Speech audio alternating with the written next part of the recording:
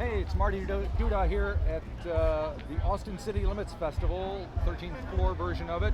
And I thought it'd be a good idea to try and get people, there's big names, there's Radiohead and Mumford and Sons and Kendrick Lamar, but there's also a lot of Austin artists that are going to be here. And to give you a taste of one of the most storied artists is Gina Chavez. You've been made your Austin Musician of the Year in 2015. Your album Up.Rooted was the Austin Album of the Year, and they even had a day named after you. There you go. Set aside for you, so you can't beat that. Can't beat that. So can you walk down the street without being mobbed in Austin, Texas? I can totally walk down the street. Yeah, not even close to that point yet. Oh well, I'm sure you'll get there. I kind of enjoy walking down the street though, so it's fine. That's good. Works out. So, first of all, have you played Austin City Limits before? No, this is actually our debut. We're really, really excited. So. And how do you kind of approach, especially since it's a hometown crowd, but not really, I imagine, because there's a lot of people from out of town. Honestly, I think for me, I approach it as we're gonna kick ass because here people have come to see these huge acts, and at the same time, I know that for me going to these festivals, sometimes the best experience is when you discover somebody. Right. And so I would love to be one of those acts that you discover, and that you walk away and you say, oh my God, where are they from? And you're like, oh my God, they're from Austin. Like. Right. Austin's amazing. I want somebody to walk away and be impressed with Austin, not merely for the fact that we can put on an incredible festival like this, but for the fact that we have a lot of great talent right here in town, and you don't have to go far to find something that's maybe going to pique your interest in a new way. So. And you have a 6-piece band that you play with? We have a 6-piece. We've actually got a 7-piece that we're playing with for the festival. So. So we're beefed it up a little bit, and we've got a lot going on stage, so it'll be fun. All right, so now I want to give people an idea of kind of where you're coming from and what you've done.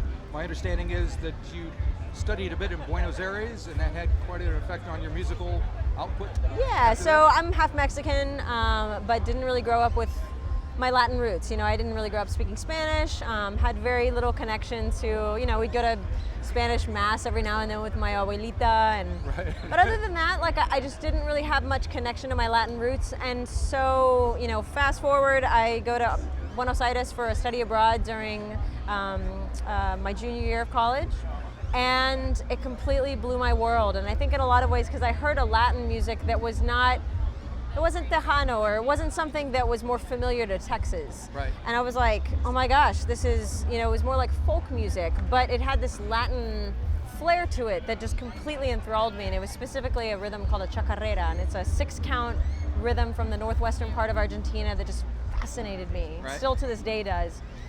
And so, I wrote a song in Spanish, and that people love it. No matter what audience I was playing to, they loved it. And so I found that, it was this beautiful meeting of something I love to do and something the audience was connecting to, and I kind of followed that path.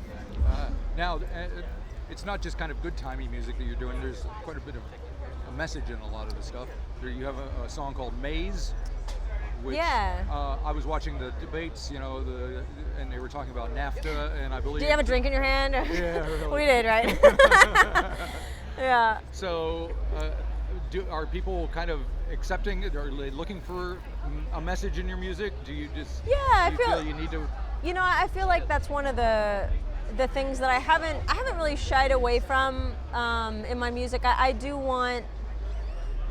I kind of like to say I want my music to move hearts and hips, so I want somebody to come in and, maybe they're just into the rhythms and they're like, oh, this is cool, whatever, and then I want to, hit you with a song that you're like, I never thought about it that way, or I wonder what this is about, or whatever, I want to pique somebody's interest in a little bit of a deeper way as well. So Maíz is one of those songs that's been very, very important.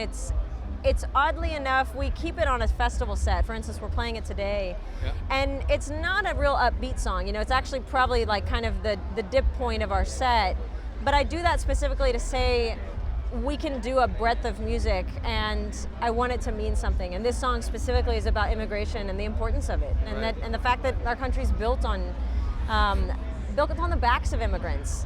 And I, por casualidad, just by chance, I was born on this side of the border. Right. And I was raised mostly a gringa, but that wasn't my choice. I have Latina blood running through me just the same. And what's the difference between me and, another girl named Gina that has to cross the border when she's 5 and whatever, it's like, my heart rails against the injustices that things like mere borders cost. And, when you have somebody talking about building walls and things, in some sense, it's like when you invest in inanimate objects instead of people, you don't reap anything from that investment. Because believe it or not, there's a huge amount of interest in the election, even in New Zealand. Oh, because whatever happens here kind of trickles. That's one trickle down theory. Yeah, that works. And sadly, it affects what happens in America affects the rest. But it's interesting to hear from your perspective because you're like right in the middle of it. And I mean, what will happen if Trump gets elected? I definitely tend to be an idealist in the sense that, I do believe that the arc of history swings towards justice, and sometimes things have to get worse before they get better. Right. Many times they do. And so that would be the eventual silver lining. All right, it's fair enough. Now, I also understand that you did quite a bit of work in El Salvador, and maybe you can explain what you've been up to there. So in 2009, my girlfriend and partner in music and life, she and I went to El Salvador. We spent 8 months doing mission work down there, teaching girls English in an all-girls school in a gang-dominated part of San Salvador called Soyapango. And that was one of the best and most rewarding experiences of my life. We were so welcomed and loved down there. We went to love and we received unconditional amounts of love. I literally am getting chills right now and it's like really hot outside. It is hot. I almost can't even put the experience in words. But basically, we started a college scholarship fund for girls that we used to live and work with that kind of became our sisters. And we've been doing that for 5 years. And we actually, this year, we do these annual benefit concerts. And this year we were able to celebrate our first college graduate that literally have just been the marriage of music and community coming together to support these young women. And we actually were able to get a US visa for her to come to the show. Oh, nice. So people could, we had been the bridge and right. people were able to actually able to meet Xiomara and to see this young woman that, to me, she changed her own life. We just gave her the ability to do it. Right. And that's what everybody needs. They need a champion. Bridges are better than walls. Yeah, bridges are way better than walls. So I think it's called Niñas Arriba. It's an ongoing college fund. And we just recently started also an internship portion. So even after college, just like anywhere in the world, just because you have a college degree doesn't mean you're going to get a job. Yeah. So now we're working to place our graduates into a 6-month paid internship where they can gain experience and potentially be hired on for a full-time job. So. Man, you got everything going on. Yeah, we got a lot of good things. So I feel so blessed. Now, Up.Rooted, which is your most recent album, came out about 1.5 years ago or so? Yeah, 2 years ago. 2 years ago. So is there anything in the pipeline as far as new music? Yes. We have some new music that we're already working on and putting in the and recording. I've actually been traveling a lot this year to the point where after we do some travels to Sydney and Jordan, and after this festival, I'm taking a few months off to just write. So we'll be releasing some new music later in 2017. But Cool. For now, I'm finding that I need to create a little space there. So Now, did you do a version of Inagata de Vida? we did. Yeah. I haven't heard it yet, but I just. Well, let me know what you think. It's definitely different. All right. Not 16 minutes long. That would be the 18 minute short whatever. version. Yeah.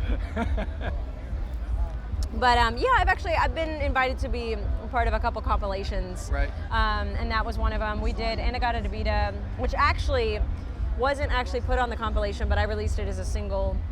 And then we also did Nights in White Satin. Oh, cool. And that one was released on what's called All ATX.